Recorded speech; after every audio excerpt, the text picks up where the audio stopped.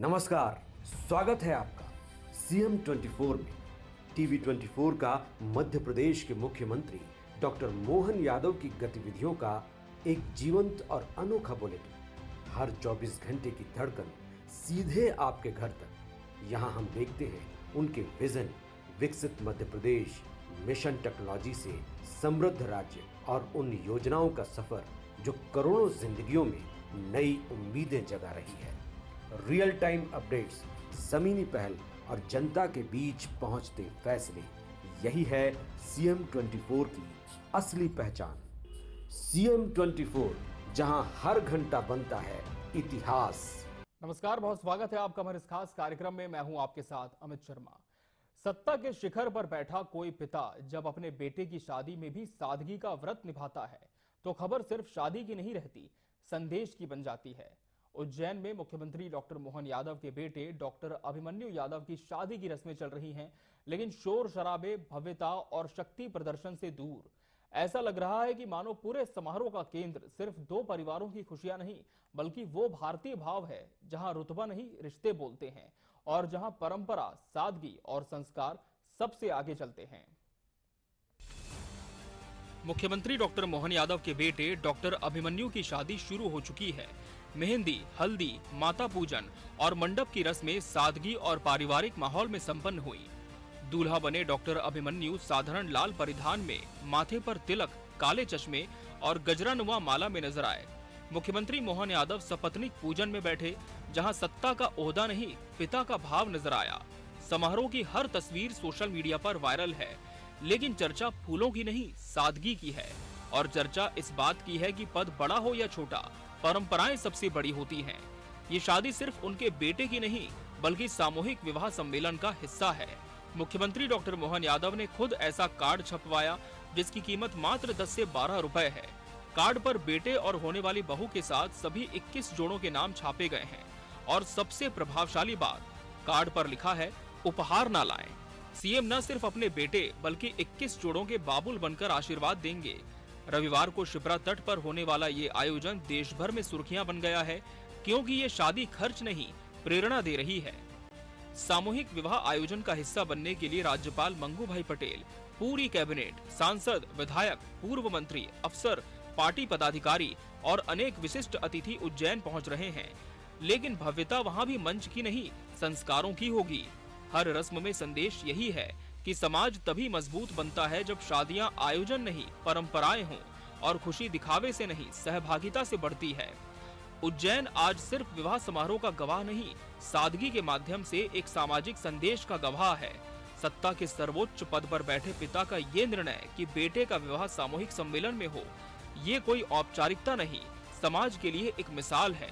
ये शादी बताती है कि शोहरत से बड़ी चीज संस्कार है और दिखावे से बड़ा मूल्य रिश्तों का होता है। जब दूल्हा दुल्हन 21 जोड़ों के साथ 7 फेरे लेंगे, तब वो सिर्फ विवाह नहीं, पूरी पीढ़ी के लिए एक प्रेरणा बन जाएगा।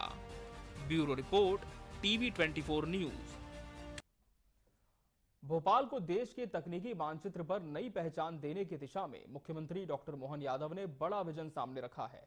राजधानी में अब एआई और नॉलेज आधारित भविष्य की सिटी आकार लेने जा रही है। पहले जहां योजना 2000 एकड़ की थी, वहीं अब इसे और विस्तार देते हुए 3700 एकड़ में विकसित किया जाएगा।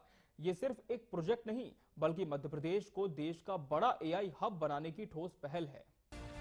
मुख्यमंत्री डॉक्टर मोहन यादव के नेतृत्व में भोपाल को ज्ञान और तकनीक की राजधानी बनाने की तैयारी तेज हो गई है। भौरी क्षेत्र में एयरपोर्ट के नजदीक 3700 एकड़ जमीन पर विश्व स्तरीय नॉलेज और एआई सिटी विकसित की जाएगी। इसके लिए भोपाल विकास प्राधिकरण ने विकास एजेंसी के चयन की प्रक्रिया शुरू कर दी है और दिसंबर तक एजेंसी नियुक्त किए जाने की योजना है। प्रकार से इसमें अलग अलग प्रकार के इन्वेस्टर आए, निवेशक आए और उनसे हमारी बात हुई और मुझे इस बात की भी प्रसन्नता है कि 4 माह से कम समय में हमारी ये दूसरी टेक टू एनक्लेव मान के चलो कि जिस ढंग से उन लोगों ने रिस्पांस दिया है, ये हमारी सफलता भी है और अपने मध्य प्रदेश के प्रति लोगों का विश्वास भी है। इस नाते से मैं सारे हमारे मीडिया के बंधुओं से भी कहना चाहूंगा कि आज का समय बदलते दौर में मध्य प्रदेश का माननीय प्रधानमंत्री जी के नेतृत्व में जिस प्रकार से हमने हर क्षेत्र में बढ़ने का संकल्प लिया है, आपके सबके सहयोग से उस दिशा में लगातार संकल्प की पूर्ति हो रही है। बाबा महाकाल और खजराना वाले गणेश जी की कृपा है। मैं उम्मीद करूंगा कि आने वाले समय में ऐसी और मिलेंगे। उज्जैन, इंदौर, देवास, धार, तो मेट्रोपॉलिटन को लेकर के जो पूरा प्लान बना है, तो हमारा जो वर्तमान की दशा में खास करके डीप टेक टेक्नोलॉजी की दृष्टि से बड़ा सेंटर बनाने का एक संकल्प भी हुआ है और साइंस सिटी भी बन रही है। साइंस सिटी अभी हमारे प्रदेश के अंदर इसकी काफी स्कोप भी था, तो आपने देखा होगा अभी प्लेनेटोरियम और काफी चीजें तो वहां काम कर रही है, लेकिन आने वाले समय में स्पेस टेक्नोलॉजी को लेकर के, खगोल विज्ञान को लेकर के, ऑब्जर्वेटरी तो राजा जयसिंह के समय से थी, तो प्राचीन ज्ञान का भी और वर्तमान के विज्ञान का भी दोनों का समायोजन करते हुए रिसर्च करने के लिए भी, क्योंकि ऐसा माना जाता है कि यहाँ से हम स्टैंडर्ड टाइम की बात भी अगर करते हैं तो स्टैंडर्ड टाइम के लिए जो हमारी जीपीएस से भौगोलिक भूमिका अगर हमारे प्रदेश की देखते हैं तो ये पृथ्वी के मध्य में भी आता है। तो वैदिक घड़ी के लिए आईआईटी के एक अच्छे स्टूडेंट ने जो हमारे लिए वैदिक घड़ी बनाई थी, उस वैदिक घड़ी का लोकार्पण भी कराया माननीय प्रधानमंत्री जी के माध्यम से। वैदिक घड़ी का विक्रमादित्य वैदिक काल की ऐप भी दिए हैं जो स्थानीय समय भी बताते हैं और वैदिक समय से भी जोड़ के चलते हैं। कि हमारे यहाँ हमने कहा कि 1 करोड़ का भी अगर किसी ने इन्वेस्टमेंट किया है तो हमने उसका भी सम्मान किया, और वो 50 लोगों को रोजगार देगा तो 50 का दे, कोई दिक्कत नहीं। और एक 11,000 वाला आया तो उसका भी स्वागत है। सीएम डॉक्टर मोहन यादव का फोकस साफ है, मध्य प्रदेश को नई तकनीक, रिसर्च और स्टार्टअप्स का केंद्र बनाना। प्रस्तावित एआई नॉलेज सिटी में research park, startup incubation centre और देश विदेश के प्रतिष्ठित उच्च शिक्षा संस्थान स्थापित होंगे। लक्ष्य है कि 2026 तक ये महत्वाकांक्षी परियोजना धरातल पर दिखने लगे। 65 गतिविधि, उद्घाटन, भूमि पूजन, आवंटन पत्र वितरण, एग्रीमेंट, एमओयू लॉन्च, सीसीआईपी आदेश, घोषणाएं 1-to-1 मीटिंग हुई, जिससे प्रदेश में 15,896 करोड़ का निवेश, 64,085 रोजगार के अवसर सृजित होंगे। यह आयोजन प्रदेश की तकनीकी और औद्योगिक प्रगति की दिशा में एक ऐतिहासिक मील का पत्थर है। मैं मध्य प्रदेश सरकार के माध्यम से साइंस टेक्नोलॉजी विभाग ने ये जो अचीवमेंट किया है, मैं बधाई देना चाहूँगा। जैसे आपकी जानकारी में जीआईएस के बाद हमने अपने सारे विभागों को अलग अलग प्रकार से उनकी अपनी लाइन लेते हुए अपनी पॉलिसी भी डिक्लेयर करें और अपने स्वयं के काम को फैलाए बढ़ाएं। मुझे इस बात की प्रसन्नता के कई सारे क्षेत्रों में मध्य प्रदेश ने लीड लिए और कई नवाचार भी किए, जो कई सारे राज्य अब हमारे साथ हमारी इस काम के आधार पर अपने आप की पहचान बनाएंगे। 3700 एकड़ में नॉलेज और एआई सिटी, भोपाल के भौरी क्षेत्र में निर्माण प्रस्तावित। दिसंबर तक डेवलपमेंट एजेंसी का चयन, 2026 तक प्रोजेक्ट के पहले चरण को जमीन पर लाने का लक्ष्य। रिसर्च पार्क और स्टार्टअप इंक्यूबेशन सेंटर, देश विदेश के उच्च शिक्षण संस्थानों की एंट्री, मध्य प्रदेश को एआई हब बनाने की योजना। Bureau report, TV 24 news. सबके लिए आवास सिर्फ एक सरकारी योजना नहीं, गरीब परिवारों के सम्मान और सुरक्षा का आधार है। और आज हम बात कर रहे हैं प्रधानमंत्री आवास योजना शहरी की, जहां मध्य प्रदेश देश में अग्रणी बनकर सामने आया है। सीएम डॉक्टर मोहन यादव के नेतृत्व में प्रदेश में लाखों परिवारों को पक्का घर मिला और लाखों सपनों की नींव मजबूत हुई। यही मिशन, यही कहानी, देखिए इस खास रिपोर्ट में। 8,75,000 घर, उम्मीद की रोशनी। मुख्यमंत्री डॉक्टर मोहन यादव ने साफ कहा, गरीब के सिर पर पक्का मकान सरकार की प्राथमिक जिम्मेदारी है। पीएम आवास योजना शहरी 1.0 में 8,75,000 आवास बनाकर मध्य प्रदेश ने इतिहास रच दिया। हजारों बस्तियों में हजारों परिवारों ने कच्चे घर से पक्के सपने की ओर कदम बढ़ाया। देश में सम्मान, बेस्ट परफॉर्मिंग स्टेट। योजना के क्रियान्वयन में मध्य प्रदेश को देश में बेस्ट परफॉर्मिंग स्टेट अवार्ड श्रेणी में दूसरा स्थान मिला। रणनीति, नवाचार, समयबद्धता, यही वो मॉडल है जिसने एमपी को शीर्ष पर पहुंचाया। बेस्ट परफॉर्मिंग स्टेट, पीएम आवास अर्बन, 8.75 लाख घर 1.0, 23,000 रुपए करोड़ सब्सिडी, 1750 करोड़ डीबीटी सीधे बैंक खाते में। अब समय बदलने वाला है। केंद्र बेतवा योजना के माध्यम से गरीब लोगों के लिए पक्का मकान हमारी सरकार ने जितना दिया है, जोरदार अभिनंदन मोदी जी के लिए एक बार और जो बचा है फिर सर्वे हो रहा है। उनको भी पक्का मकान देंगे। सुकन्या समृद्धि योजना, बेटी बचाओ बेटी पढ़ाओ योजना, नारी शक्ति वंदन योजना, अरे एकमात्र राज्य ऐसा है, ढेर सारी योजना हमारी सरकार के माध्यम से चल रही है। आज ही 330 करोड़ की, अपन बड़े लोग तो अपन जब स्कूल में जाते थे तो हमारे पास से ही कपड़े पे अपने पिताजी जो कपड़े देते थे वही पहन के जाते थे। जो अपने को बैठने के लिए भी टाटपट्टी घर से या बोरा लेके जाना पड़ता था।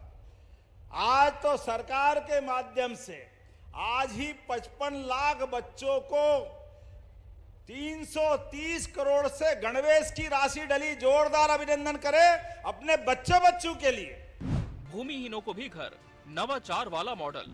प्रदेश ने व्यवस्था बदली, सोच बदली। भूमिहीन गरीब परिवारों को आवासीय पट्टा देकर योजना में शामिल किया गया। यानी अब जिनके पास जमीन नहीं थी उन्हें भी घर का अधिकार मिला। कम आय वर्ग की चिंता, सरकार की जिम्मेदारी। ईडब्ल्यूएस परिवारों का हिस्सा कम रखने के लिए शासकीय भूमि नगरीय निकायों को निःशुल्क दी गई। यानी लाभ सिर्फ कागजों में नहीं, असल जिंदगी में पहुंचा। एक और नवाचार, त्रिपक्षीय अनुबंध मॉडल, जिससे ऋण निर्बाध और आसान हुआ। PMAY अर्बन 2.0, नया संकल्प, नया टारगेट। 17 सितंबर 2024 को शुरू PMAY 2.0 में मध्य प्रदेश 10 लाख नए आवास बनाएगा। अब तक 50,000 से ज्यादा आवासों की सौगात सीएम दे चुके हैं। लक्ष्य स्पष्ट है, शहरी क्षेत्रों की लाडली बहनों तक भी घर की पात्रता और सुरक्षा पहुंचाना। कच्ची जिंदगी से पक्के घर तक प्रधानमंत्री आवास योजना ने गरीबों की सांसों में सुरक्षा और सपनों में स्थिरता भरी है। और मध्य प्रदेश इस मिशन के सिर्फ सहभागी नहीं बल्कि नेतृत्वकर्ता की भूमिका में है, क्योंकि यहाँ सरकार का वादा सिर्फ योजनाओं का नहीं, हर गरीब परिवार के सुरक्षित भविष्य का है। Bureau report, TV 24 news. आज इस आपके बीच में जब आया हूं तो सरकार की कुछ उपलब्धियों की बात भी करूंगा। हमारे बीच हमारी सरकार ने निर्णय किया है, ये हमारे गरीब भाई बहन, सरकार बन गई मोदी जी के लिए। जोरदार ताली बजाओ। डबल इंजन की सरकार बनी नरेंद्र मोदी जी के लिए।